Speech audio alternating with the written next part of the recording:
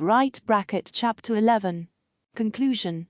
In this life men can experience only a small portion of both heaven and hell. It is meant that he should. Life is an experience, and experience is the best teacher. We have sometimes rested beneath the umbrella of beautiful green trees in a forest, as golden rays of a morning sun filter through to the lush green forest floor.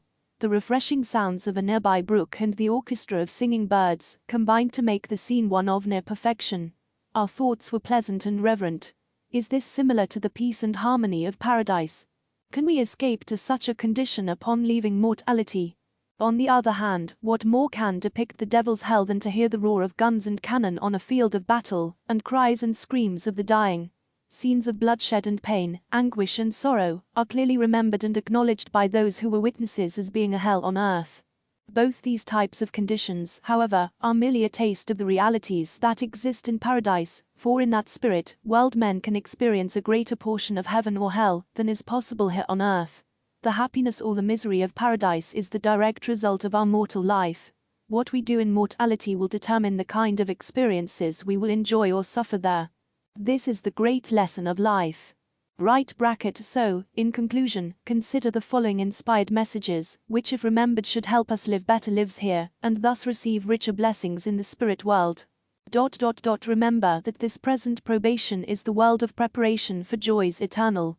This is the place where family organization is first formed for eternity, and where the kindred sympathies, relationships, and affections take root, spring forth, shoot upward, bud, blossom, and bear fruit to ripen and mature in eternal ages.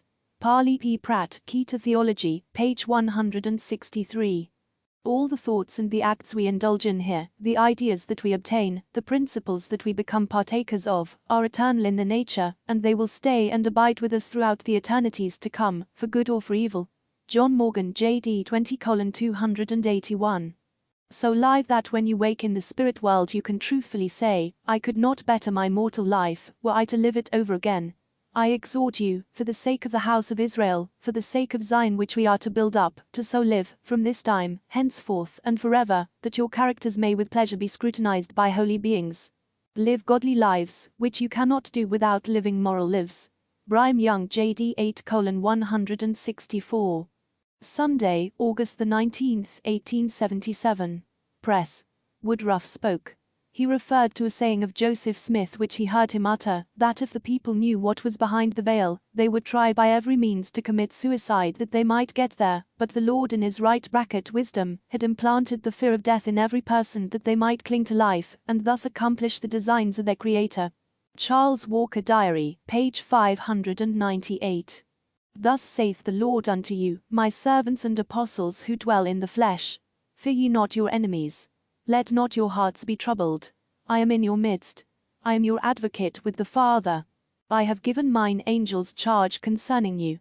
Mine eyes are upon you, and the eyes of your heavenly Father and the heavenly hosts and all justified spirits made perfect are watching over you. Your works are manifest before the face of my servants who have sealed their testimony with their blood, and before all my servants of the apostles whom I have taken unto myself.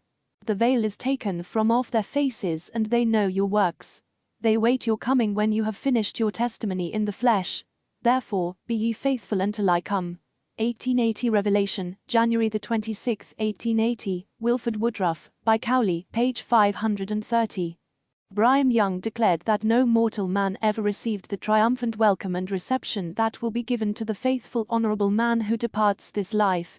We have more friends behind the veil than on this side, and they will hail us more joyfully than you were ever welcomed by your parents and friends in this world, and you will rejoice more when you meet them than you ever rejoiced to see a friend in this life, and then we shall go on from step to step, from rejoicing to rejoicing, and from one intelligence and power to another.